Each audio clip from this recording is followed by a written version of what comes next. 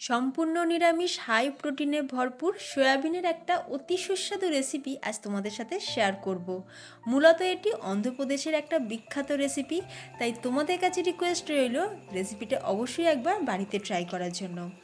আর রেসিপিটা পারফেক্টলি করার জন্য থাকবে অনেকগুলো টিপস অ্যান্ড ট্রিক্স, তাই স্কিপ না করে পুরো ভিডিওটা দেখতে থাকো।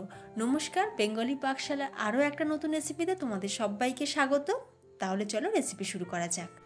তো প্রথমেই এখানে আমি 300 গ্রাম সয়া চাংস বা সয়াবিন নিয়েছি। তো আমার মেয়ে সয়াবিন খেতে তো ভীষণ ভালোবাসে, ওকে সয়াবিন দিয়ে আমি যা কিছুই করে দিই না কেন ও কিন্তু খুব খুশি হয়ে যায়। আর এই দেখো, সয়াবিনের চেহারাতে কিন্তু যেও না, কারণ এর চেহারাটা ভালো না হলেও এটা কিন্তু হাই প্রোটিন আর টেস্টে ভরপুর। তো যাই হোক, এবার আমরা সয়াবিনগুলোকে ভেজাবো না, আমরা ডিরেক্টলি এটাকে সিদ্ধ করে নেব, কারণ সিদ্ধ করে নিলে সয়াবিনটা খুব ভালোভাবে নরমও হয়ে যাবে।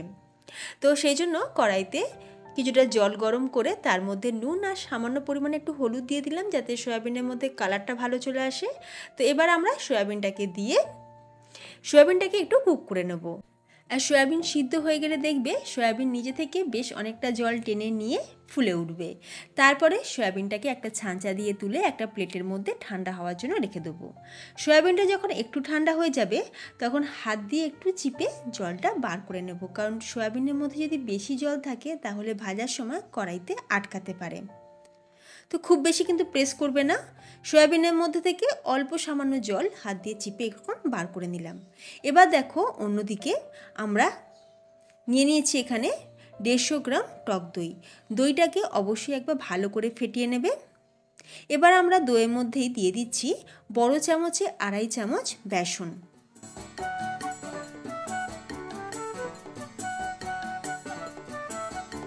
এবার দই আর বেসনটা খুব ভালো করে মিশিয়ে নেব।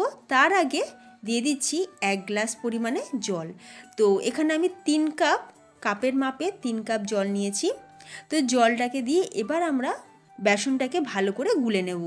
এইভাবে জল দিয়ে বেসনটা গুলে রাখলে বেসনটা বেশ ফুলে উঠবে। এরপর আমরা বাকি মশলাগুলো এরই মধ্যে দিয়ে দেবো।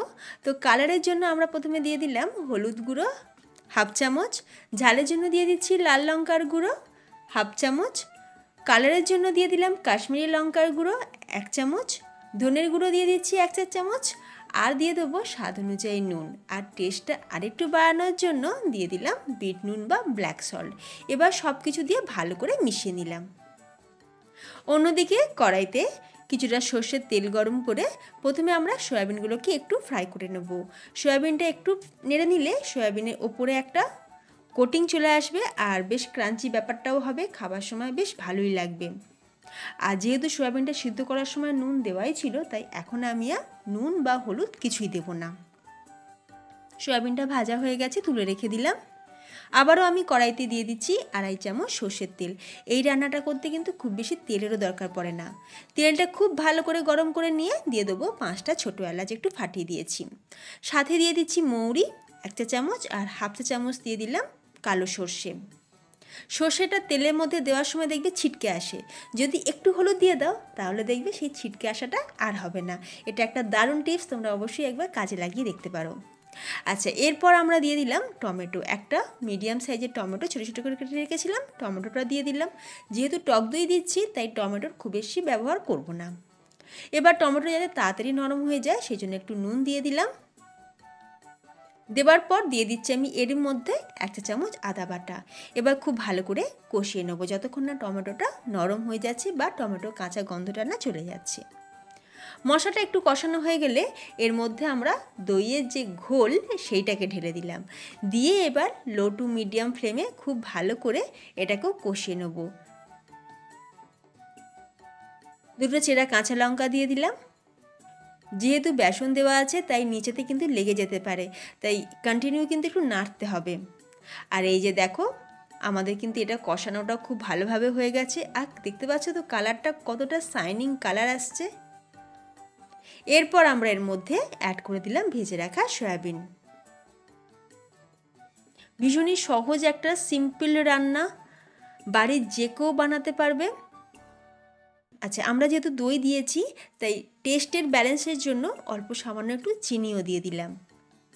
দিয়ে খুব ভালো করে একবার মিক্স করে নিয়েছি। আর এই যে দেখো গ্রেভিটা কিন্তু ফুটতে শুরু করেছে। এরপর আমরা এর মধ্যে দিয়ে দেবো পরিমাণ মতন জল। এই গ্রেভিটা খুব বেশি পাতলা হবে না, সেমি গ্রেভি থাকবে, তাই জলের পরিমাণটা অবশ্যই একটু বুঝে দিতে হবে। খুব ভালো করে একবার মিক্স করে নিয়ে চাপা দিয়ে এটাকে ফুটতে দেব। যতক্ষণ সয়াবিনটা কুক হচ্ছে অন্যদিকে একটা তড়কা রেডি করে নেব। সেই জন্য একটা তড়কা বোলের মধ্যে 1.5 চামচ ঘি গরম করে তার মধ্যে 3টে গোটা শুকনো লঙ্কা, সাথে দিয়ে দিচ্ছি কারি পাতা আর হিং। কারি পাতা দিচ্ছি যেহেতু এটা সাউথ ইন্ডিয়ান ডিশ, তাই কারি পাতাটা দিলে টেস্ট আর ফ্লেভার দুটোই ভালো আসবে। এবার এই তড়কাটাই আমরা ঢেলে দিলাম সয়াবিনের ওপর। বন্ধুরা, ইউটিউবের সাথে সাথে ফেসবুক, ইনস্টাগ্রামেতেও আমার বিভিন্ন সহজ রেসিপি ভিডিও দেওয়া থাকে, তাই তোমাদের কাছে অনুরোধ রইল পেজ দুটিকে ফলো করে নেওয়ার জন্য। একবার ভালো করে মিশিয়ে নিয়ে আমরা এটাকে চাপা দিয়ে কিছুক্ষণ কুক করে নেব, যাতে এই তড়কার ফ্লেভারটা সয়াবিনের মধ্যে খুব ভালোভাবে যায়।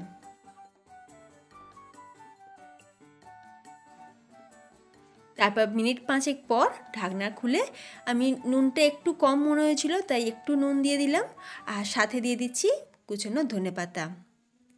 তো মশলা সয়াবিন কারি অলমোস্ট রেডি।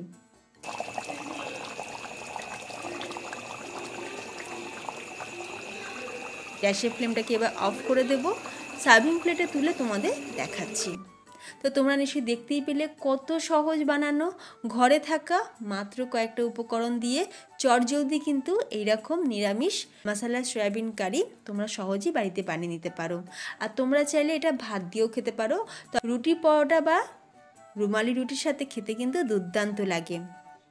আর এই যে দেখো কতটা সফট হয়েছে সয়াবিন। তোমাদের কেমন লাগলো আজকের রেসিপি অবশ্যই কমেন্টে জানাও। আর এই রকমই সহজ নিরামিষ আর কোন রেসিপি তোমরা দেখতে চাও সেটাও কমেন্ট করো। তবে আমার রিকোয়েস্ট মতন একবার সয়াবিনের এই রেসিপিটি বানিয়ে দেখো, পরিবারের সকলে কিন্তু খুবই ভালো লাগবে। তো তোমাদের যদি ভিডিওটা ভালো লাগে লাইক, কমেন্ট আর চ্যানেলটা সাবস্ক্রাইব করে নিতে ভুলো না। তো ভিডিওটা আমি এখানেই শেষ করছি। ধন্যবাদ।